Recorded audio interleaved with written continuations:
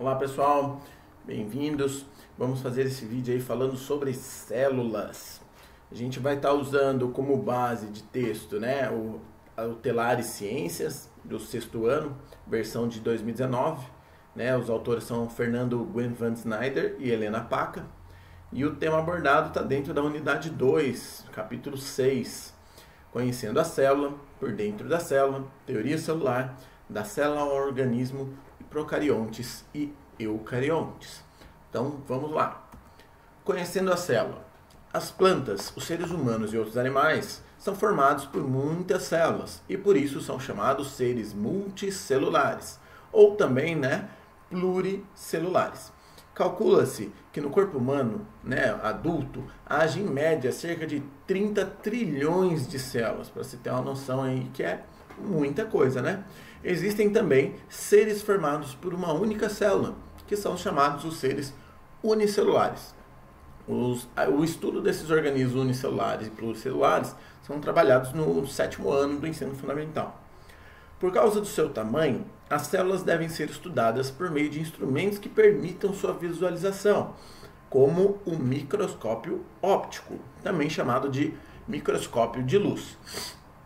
Qual que é a diferença aí, né? Ele fala também chamado de microscópio de luz, por quê? Porque a gente tem um outro microscópio, que é o microscópio eletrônico, que tem uma capacidade de aumento da imagem extremamente maior.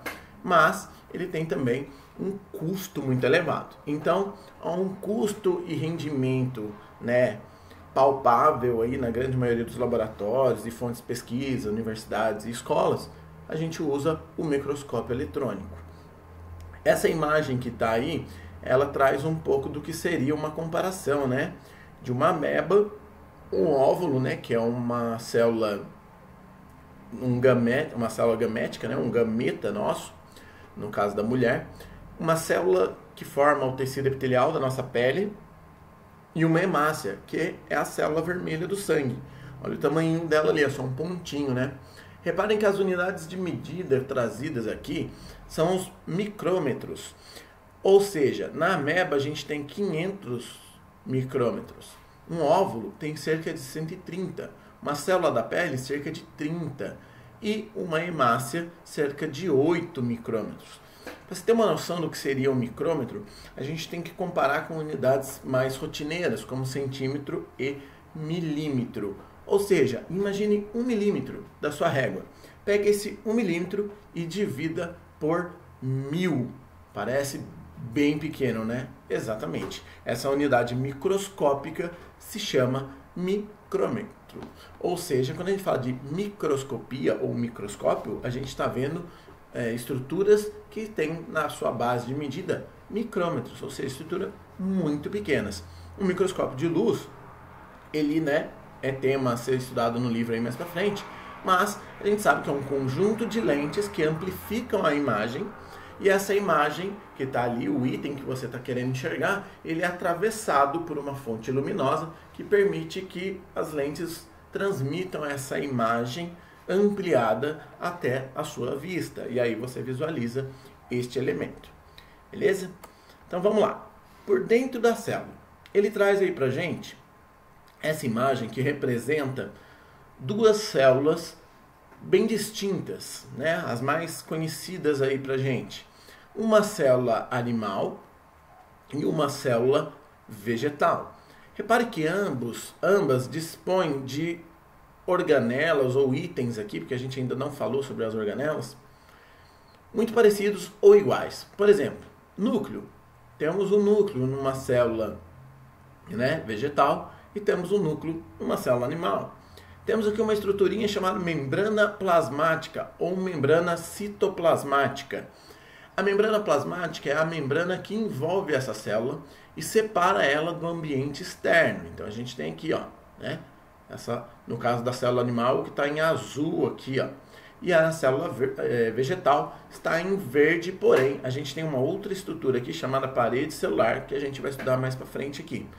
Então a gente tem um cloroplasto na planta, que é responsável por ter a clorofila, por isso que a planta é verde, que é o pigmento da clorofila está aqui dentro do cloroplasto. Temos o citoplasma, que é a região dentro da célula onde todas essas organelas estão, né? Temos uma estrutura aqui muito importante também no processo de respiração, que é a mitocôndria. Vamos falar um pouquinho dela também, né? E temos outras organelas até representadas na imagem, mas que não estão citadas aí, né? Tem aqui o desenho, mas não tem a descrição. O que seria um ribossomo ou lisossomo, parece mais um lisossomo, um complexo de Golgi ou complexo golgiense, né? Tem tudo, uma série de estruturas que não estão representadas. A matéria sobre citologia, que é o estudo das células, ele é estudado mais para frente, com um pouquinho mais de aprofundamento.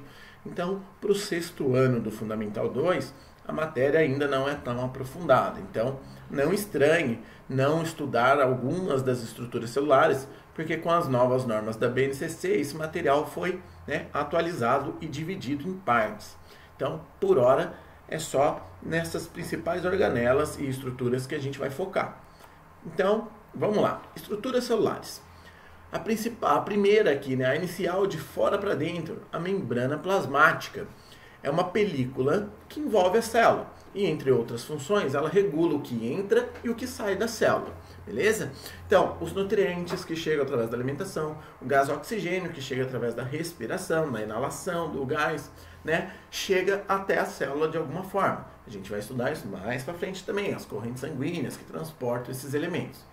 O que a gente precisa focar agora aqui é o seguinte: como que esses elementos que chegam até a célula entram para dentro da célula? Então, para ela fazer isso, ela passa por uma estrutura específica lá na membrana plasmática. Então, a função da membrana plasmática aqui é o quê? Regular o que entra e sai de dentro da célula. É lógico que ela tem outras funções, como estrutural, né? Se eu não tiver membrana plasmática, a célula se rompe e, né, fica difícil eu chamar ela de célula quando ela não tem uma delimitação. Então, ó, quando a gente vai falar de membrana plasmática, reparem na imagem aqui de baixo. A gente tem aqui uma célula, né, representada pela camada amarela e as organelas dentro. Aqui tem um núcleo, tem mitocôndria e tudo mais. A ideia aqui é a seguinte: aqui a gente tem a representação da membrana em amarelo, né, onde eu estou passando o mouse, e aqui tem um quadradinho preto, um retângulo, uma setinha, o que seria uma ampliação dessa imagem. Para você ter uma noção aqui de comparação, essa estrutura celular, vendo membrana, da forma que está aqui na imagem, seria uma visualização com microscópio óptico. E essa visualização aqui mais molecular disso só seria possível numa microscopia eletrônica de alta potência. Então, ó, o que representa essas estruturinhas aqui? Essas estruturinhas representadas na imagem representam o que seria a camada da membrana plasmática. A membrana plasmática é formada por duas camadas, ou seja, essa camadinha com essas bolinhas e essas perninhas, essa camada e a camada de baixo aqui, ó, uma camada mais superior e a outra inferior. Essas duas camadas são formadas pelas mesmas estruturas, que são moléculas de lipídio, de gordura, né? Então, eu tenho camadas de lipídio e aqui eu também tenho o seguinte: eu tenho uma estruturinha roxa aqui, representada pela cor roxa ou lilás, aqui no meio, que representa uma proteína. Essa proteína é responsável, né? São várias, existem diversos tipos diferentes, mas essa aqui, ela é responsável pelo transporte do nutriente que está do lado externo para o lado interno do alimento, da célula. Então o alimento está aqui na área externa, por exemplo, que foi trazido pelo sangue e tal. Ela chega aqui, essa proteína capta essa molécula de alimento e joga ela para dentro da célula. Caiu lá dentro da célula, a célula vai usar ela para o processo de respiração e produção de energia. A gente vai falar mais disso mais para frente, fiquem tranquilos. Ou seja, a minha camada plasmática, né, a minha membrana plasmática é formada por uma dupla camada de lipídio e várias proteínas. Então a gente fala que essa membrana plasmática é lipoproteica, ou seja, lipo de lipídios, de gordura, e proteica de proteína. Então a minha membrana plasmática é lipoproteica, beleza? Agora, caindo para o lado de dentro da célula, a gente tem o citoplasma. Entre a membrana plasmática e o núcleo, que está lá no centro da célula, ou mais de um lado ou de outro, mas é uma parte importante lá da célula, entre os dois existe todo um material líquido gelatinoso, como se fosse uma gelatininha ali dentro, formado por água e sais minerais e diversas outras substâncias, enzimas, hormônios, né? Tem a questão dos elementos orgânicos, como açúcares, gorduras e tudo mais, né? Então, ó, nessa região ocorrem diversas transformações químicas, ou seja, vários elementos químicos estão reagindo, estão se transformando em outras coisas dentro daquela célula, lá no citoplasma, né? E que são fundamentais para a existência dessas células e para a manutenção do organismo. Isso vai ficar mais claro quando a gente adiantar um pouco o assunto. Além disso, nele se encontram organelas que realizam diversas funções dentro da célula. Ou seja, quando a gente estava aqui nessa imagem, a gente está falando de células, mas todas essas estruturas que estão presentes dentro da célula, com exceção do núcleo, são chamadas de organelas, ou seja, são órgãos microscópicos de dentro das células, então organelas. Então, ó, a gente vai falar um pouquinho de algumas delas. A primeira delas é a mitocôndria. A mitocôndria, por exemplo, é a organela que obtém energia dos nutrientes utilizando o gás oxigênio. Ela está presente tanto nas células animais quanto nas vegetais, ou seja, está presente em toda a célula animal e vegetal. E graças à sua atuação, esses seres vivos obtêm energia para realizar as suas atividades. Ou seja, prestem muita atenção nessa parte. A gente sabe que toda planta, ou praticamente toda, né, mas o certo é toda, planta realiza fotossíntese, que tira energia do sol. A gente aprende isso desde sempre, certo?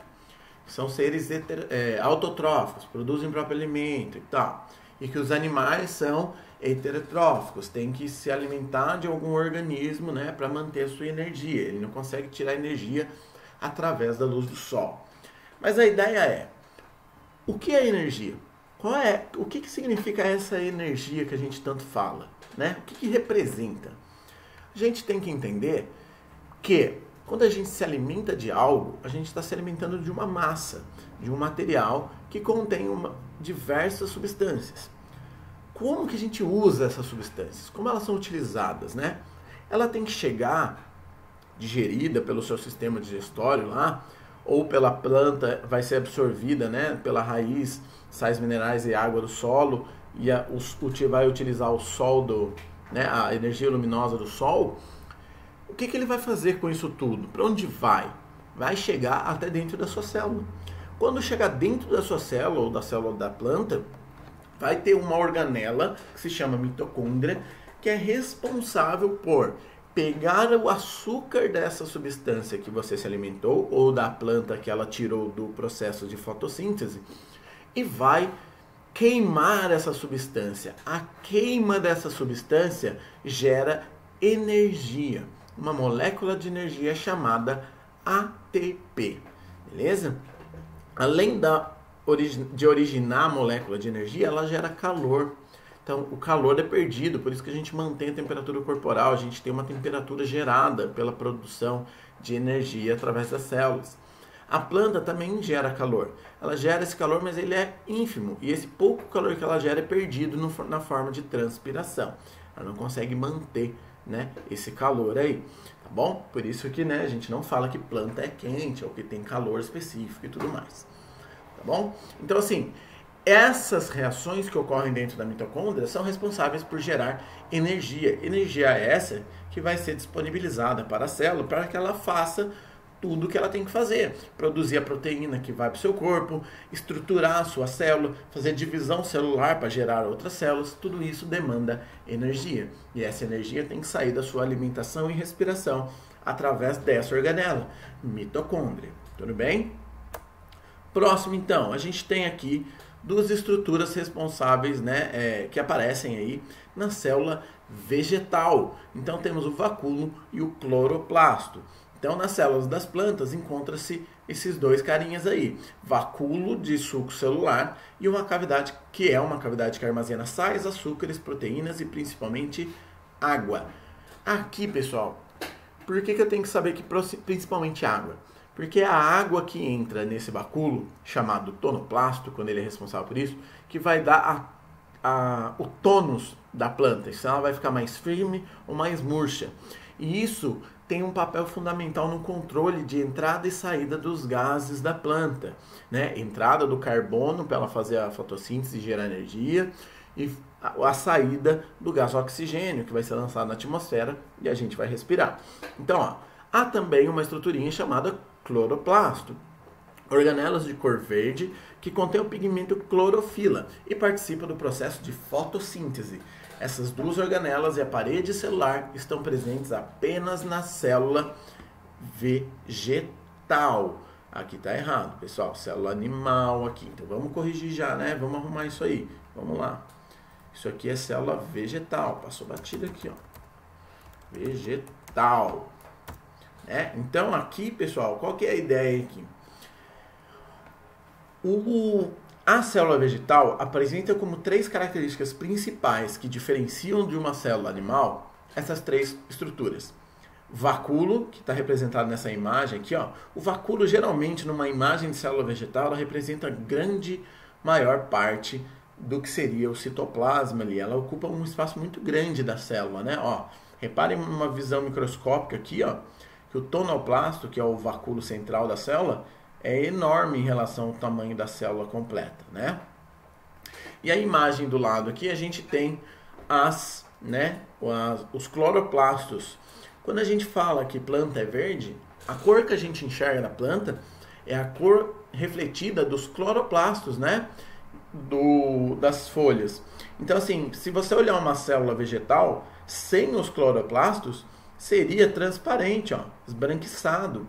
Então, a cor verde das plantas só são possíveis de ser, produzidas ou enxergadas pelo excesso dessas estruturinhas chamadas cloroplastos.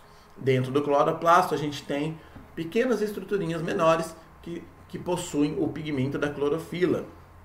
Esse pigmento vai ser responsável por captar a luz do sol, pegar o gás carbônico e gerar glicose, né? Uma substância, uma espécie de um açúcar, uma molécula de açúcar, que vai para a mitocôndria da planta, da célula da planta, para daí gerar a energia da planta, né? A gente não tem isso, né? A gente não tem clorofila. Então a gente já tem que trazer essa glicose do nosso alimento e não gerar ele, não produzir ele, né?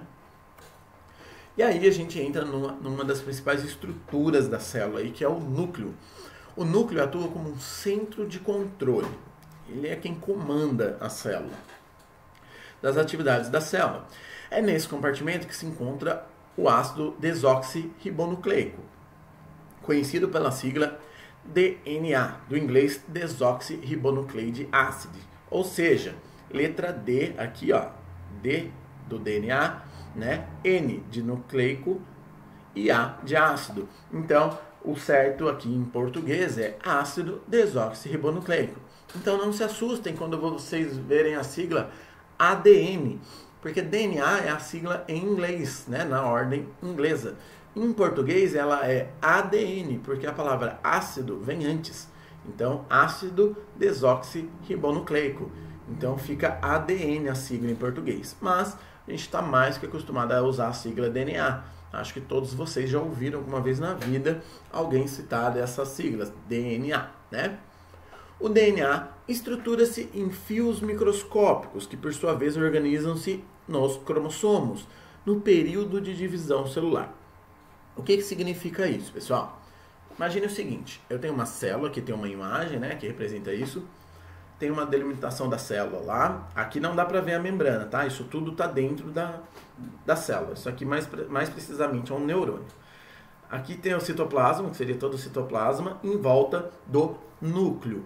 Dentro do meu núcleo, eu tenho o nucleolo, que é o centro do meu núcleo. Então, o meu material genético, que controla a minha célula, está nessa mancha escura aqui, beleza? Então, ó, aquela mancha escura é representada mais simplificadamente aqui, ó. tá no núcleo aqui. Esse núcleo ele fica todo condensado, é uma fita gigantesca, né, como representa aí da imagem, e ele está todo apertado, todo compactado lá dentro. E ele fica assim durante o seu período de vida ali. Quando essa célula quer se dividir e dar origem a uma célula nova, porque é assim que a gente gera novas células, né? As células responsáveis por gerar material de, como que a gente pode falar? Regeneração, ou seja, eu me machuquei para formar lá a casquinha, para depois sair e ficar cicatriz, eu tive que produzir células novas ali. E isso acontece em todo momento, né? Em todos os órgãos, tecidos do nosso corpo. Quando eu estou ali representado dentro do meu núcleo, eu estou numa fita completamente amassadinha ali. Quando eu vou fazer o processo de divisão da minha célula, eu preciso organizar esse material que está todo ali para eu conseguir dividir aquilo, senão viraria uma maçaroca doida ali e aquilo não daria certo. O que o meu núcleo faz? Ele se organiza em cromossomos, que são esses carinhas aqui que parecem um xizinho, representado aqui na imagem.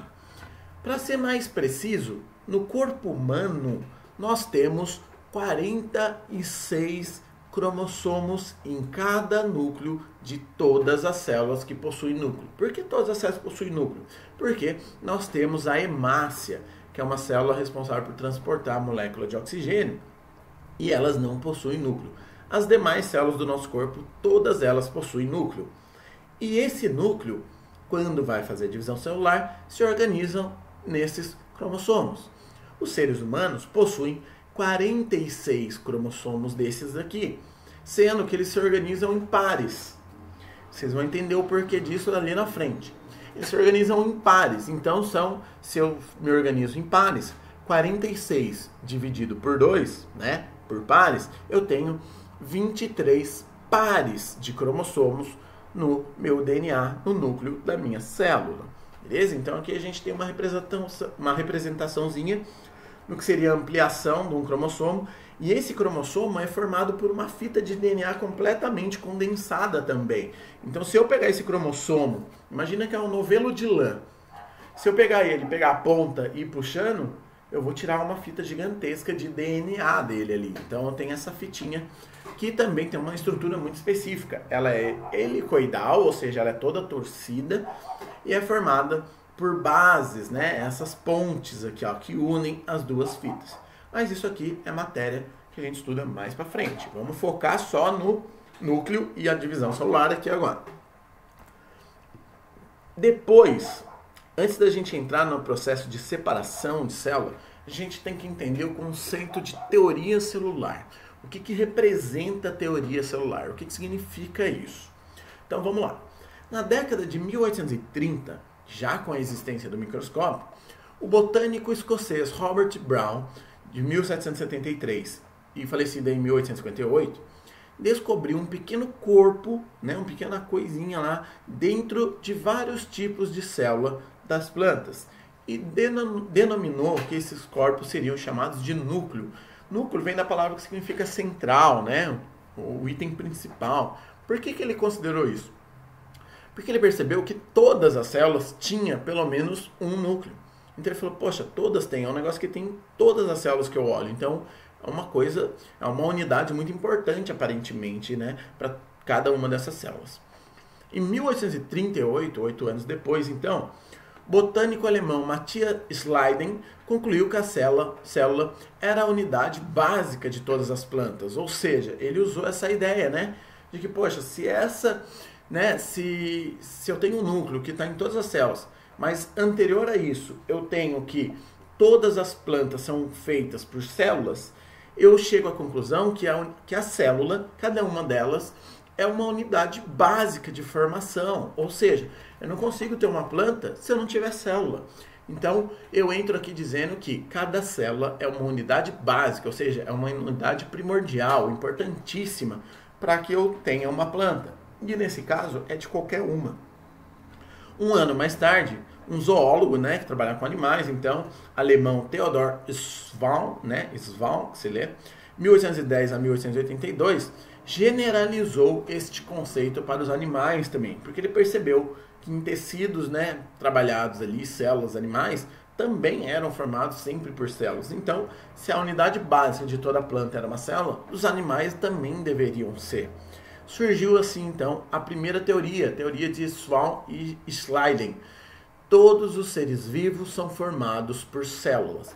Pessoal, prestem muita atenção aqui. Quando a gente fala todos os seres vivos são formados por célula, essa é uma verdade biológica trabalhada até hoje. Ou seja, vou fazer uma perguntinha básica aqui e você dá uma pausadinha, pensa nisso antes de continuar o vídeo. Se todos os seres vivos são formados por células, essa altura do campeonato, com essa onda de coronavírus, você já deve ter ouvido falar que o vírus é uma estrutura simples, apenas uma cápsula com seu material genético lá, que é RNA, não DNA, material que a gente vai estudar mais para frente aí também. Se ele não é uma célula exatamente, o vírus é vivo?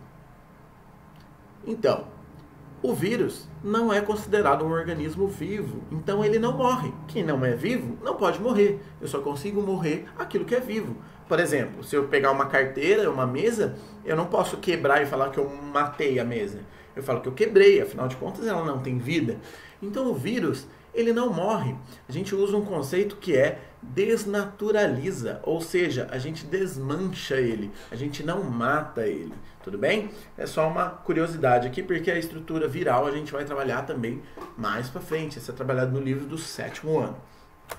Então, ó, em 1858, um médico alemão, Rudolf Virchow, né, Virchow, se lê com F aí, né, alemão, uma língua nórdica lá, propôs que toda célula é capaz de se reproduzir, ou seja, toda célula tem a capacidade de se reproduzir e dar origem a uma nova célula. Se ela não conseguir fazer isso, ela não é considerada uma célula, beleza? Aqui entra a curiosidade do vírus também. O vírus não tem a capacidade de se reproduzir. Nossa, professor, mas como que tem tanto aí, a gente está nessa loucura que está afetando um monte de gente? Justamente por isso, ela só pode dar origem a um novo vírus, o vírus só pode dar origem a novos vírus se ele usar um agente ali, né? Se ele infectar um agente para que faça isso para ele. E quem que faz isso para ele? A célula hospedeira. Ou seja, ele invade a célula hospedeira e utiliza o processo de reprodução da célula para se reproduzir. E aí eu produzo, a célula sem querer querendo, produz um monte de vírus no seu processo de reprodução natural ali. E aí esse vírus sai, contamina o corpo, é expelido pelas mucosas, pelas secreções, e aí essa sequência de ocorrências que a gente sabe bem que está acontecendo aí, né? Então, olha só, quando ele traz esse conceito, Virchow traz esse conceito, ele fez uma afirmação ousada na época, que ele falou o seguinte: pense no seguinte, se a unidade básica de todo organismo é a célula, e se é a célula que é capaz de reproduzir e de me manter, então, um organismo, ela é responsável por fazer todos os processos, né, do meu corpo. Se ela é responsável por fazer os processos corporais, significa que quando eu fico doente, não sou eu em si que fico doente, são as minhas células que ficam doentes. Né? Eu sou um corpo formado por várias células, então é uma consequência. E ele fez essa afirmação aí, né, em 58 já. Ele falou, as doenças são consequências dos problemas nas células e não num corpo como um todo. Se você quer achar a fonte do seu problema de saúde, você tem que chegar ao nível celular para identificar isso aí, beleza? Então a gente tem a imagem aí de dois grandes cientistas, né, responsáveis por grandes acontecimentos na teoria celular, Schleiden e Swan. Tem representação aí dos dois. Então, ó, com base nessas descobertas e em algumas outras mais atuais, a teoria celular é resumida da seguinte forma. Esses três conceitos que estão aqui, tem que saber, pessoal. Tem que saber, isso aí tem que estar firme e forte na sua cabeça. Por quê? Porque todo conceito de ser vivo trabalhado daqui para frente se baseia nessa informação. Então você tem que entender muito bem isso aqui agora. Para quê? Para que tudo que venha mais para frente seja mais fácil de interpretar. Porque se você se perde no meio do caminho, lá na frente vai deixar de fazer sentido algumas coisas. Então olha só, todos os seres vivos são formados por células. Portanto, a célula é a unidade estrutural do ser vivo. Não existe ser vivo sem célula. Ou seja, o mais simples de todos vai ser formado por pelo menos uma célula, né? Como a gente viu lá no começo, os organismos unicelulares. A célula é a menor unidade viva. Atividades de um organismo dependem das propriedades de suas células. Nelas ocorrem diversas transformações químicas. Portanto, a célula é a unidade funcional dos seres vivos. E o mau funcionamento da célula pode provocar doenças no organismo. Ou seja, pense no seguinte: se eu pegar a célula, abrir ela ou pegar alguma organela dela, vai funcionar sozinha? Não, ela para de funcionar. Então a menor unidade que eu consigo manter viva é a célula. Se ela é a menor unidade que eu consigo manter viva, eu considero ela como a menor unidade viva existente, né? A menor unidade, a menor coisa possível de ter vida é uma célula. Menor que isso, só se for uma célula menor. Mas eu não consigo ser, sem ser uma célula, ser uma unidade viva. Ou seja, esse conceito traz pra gente que, no mínimo, para um organismo ser considerado vivo, ele tem que ter uma célula. Beleza? As células surgem sempre de outras células, por meio do processo de divisão celular, né? Então, para eu dar origem a novas células, eu tenho que passar por um processo chamado de divisão celular. Esse processo leva o nome de mitose. Também vai ser estudado mais para frente, mais a fundo, mas é legal já ir sabendo esses nomes. Cada célula contém as informações hereditárias de todo o organismo. O que significa hereditária? Que é transmitido. O DNA que você tem hoje foi transmitido de quem para você? De onde você trouxe esse DNA? Dos seus pais. Parte dele da sua mãe, parte do seu pai. E aí se juntou para formar o seu DNA, né? Então, cada célula contém as informações hereditárias de todo o organismo. Ou seja, eu tenho a informação do meu corpo, de quem eu sou, do que eu sou, em cada célula do meu corpo. Portanto, no interior das células e do corpo de todos os seres vivos, ocorrem importantes transformações químicas que mantêm a vida. Reparem, pessoal, que a gente falou em transformação química, de reação química, falamos de unidade viva, que faz reprodução, que gera energia. Todos esses processos metabólicos que a gente chama, que gasta energia, que produz energia, que usa energia, que usa outros elementos, essas transformações todas a gente chama de um nome específico. Qual é esse nome? Metabolismo.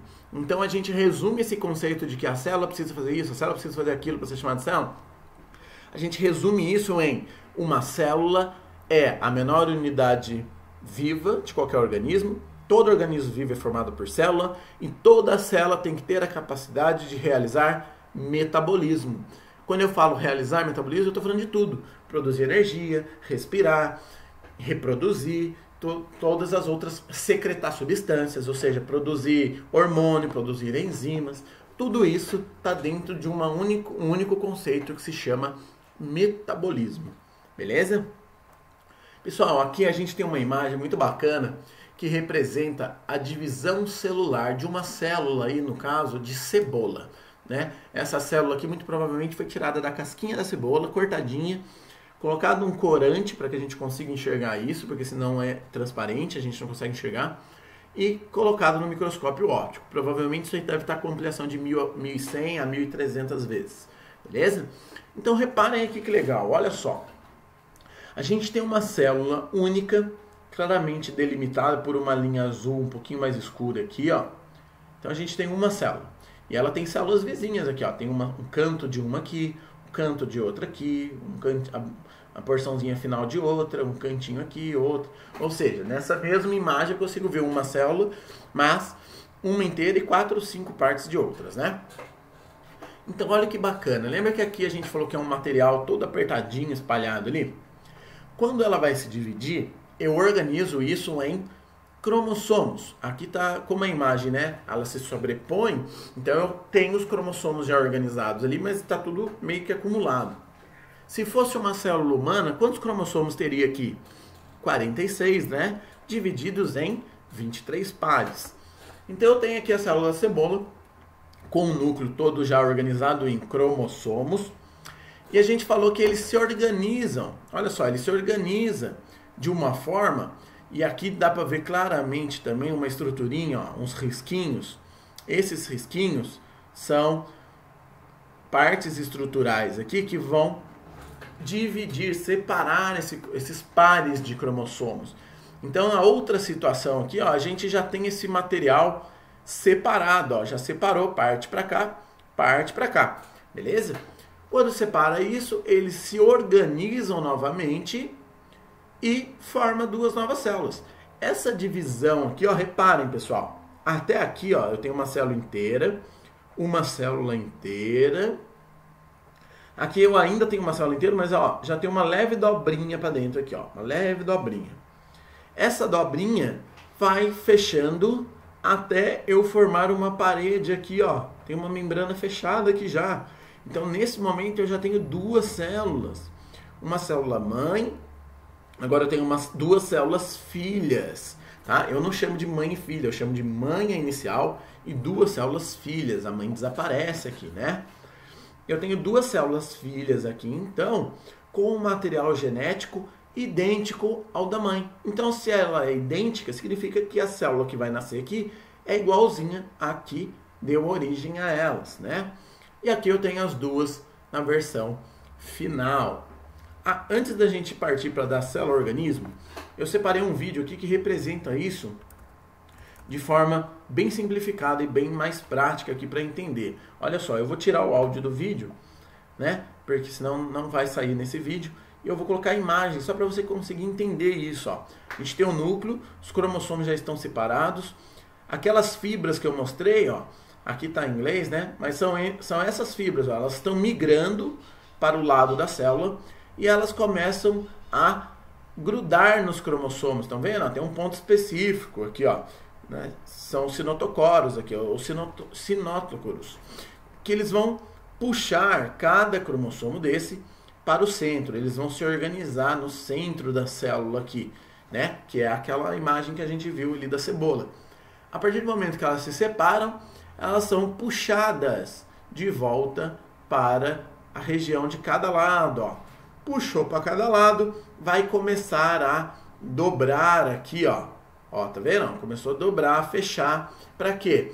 Para eu finalmente separar esse material aqui, né? O anel que vai constringir a célula aqui, vai fechar até o ponto de pluf, vai dar origem a duas células idênticas aqui, pessoal. Beleza? Muito bacana, né? Então, olha só, aqui vai ser a porçãozinha final. O vídeo ele estaria explicando alguns termos aqui que não tem muita importância pra gente até o momento, né? Estudado mais pra frente, processo de citocinese e tudo mais. E aí, deu origem a duas células. Então, se eu olhasse de forma inicial, né, eu teria essa situação aqui, ó. Olha lá, ela se dividindo, tá vendo? Dividiu, dividiu. Isso está acontecendo a todo momento no nosso tecido celular aí, beleza? Então, olha só, da célula organismo, ou seja, tudo bem, a gente é formado inicialmente por uma única célula. Já parou para pensar nisso? Como que a gente sai de uma única célula e forma um adulto com 30 trilhões de células, mais ou menos?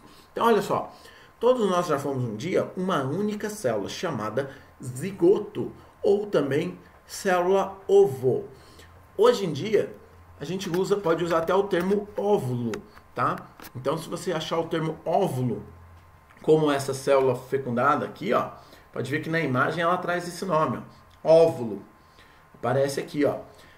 Antes a gente chamava de óvulo apenas a célula, né, da mulher e o espermatozoide a do homem. Só que hoje essa terminologia mudou. Da mulher é ovócito, né? E aí o óvulo já é depois do processo de fecundação. Então, olha só, a gente tem o zigoto, que a gente chama, né, que é o indivíduo já fecundado, né, a célula já fecundada. Mas para ela ser fecundada, ela tem que ser a união do material genético do pai e da mãe.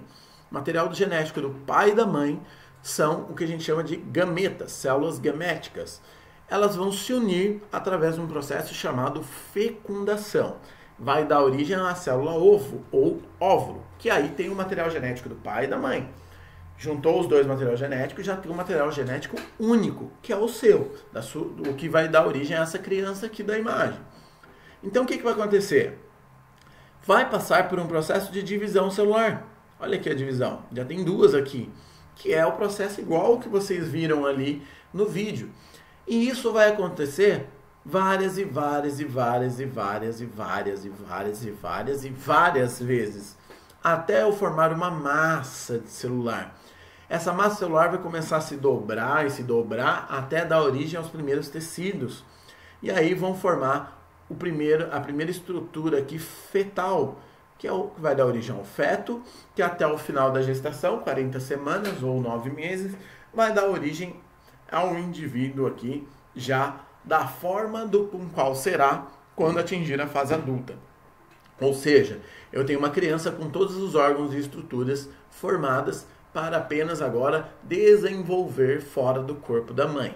Então aqui eu tenho um organismo que é resultado de várias divisões celulares, né? Aí, pessoal, a gente acaba essa ideia das estruturas celulares, né, trabalhadas no corpo humano e dos vegetais, mas aqui ele traz um adendo, né? Procariontes e eucariontes. Para quê? Para entender esse conceito que vai ser falado mais para frente, e agora é a hora de entender isso melhor. O que são organismos procariontes e eucariontes? É uma diferença muito simples e muito básica. Reparem, a gente tem uma célula procariótica, aqui, representado amarelinha, célula amarelinha, e temos uma célula eucariótica, ou seja, um eucarionte e um procarionte. Reparem que aqui eu tenho um núcleo bem definido e organizado. Aqui eu não tenho um núcleo, mas eu tenho uma massa roxa espalhada dentro do citoplasma.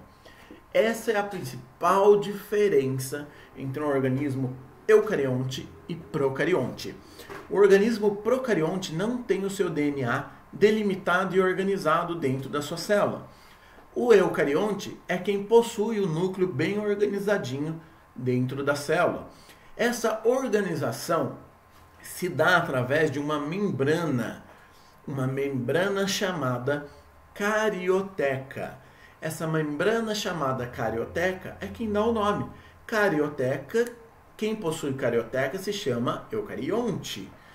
Quem não tem carioteca se chama procarionte. Beleza? Então, organismos que surgiram antes dos organismos que possuíam carioteca. Então, procariontes são os mais primitivos em relação aos eucariontes. Tanto que uma célula procariótica é encontrada aqui em organismos igual esse, que é uma bactéria. Tudo bem? E aí as células eucarióticas, ou de organismos eucariontes, são células que possuem um núcleo organizado por uma membrana chamada carioteca. Beleza, pessoal? Então, o que a gente tinha para falar sobre isso, sobre essa unidade 2, capítulo 6 do livro Telar e Ciência, era isso aí. Qualquer dúvida, deixa nos comentários ou envie para o seu professor. Tudo bem? Obrigado, até a próxima!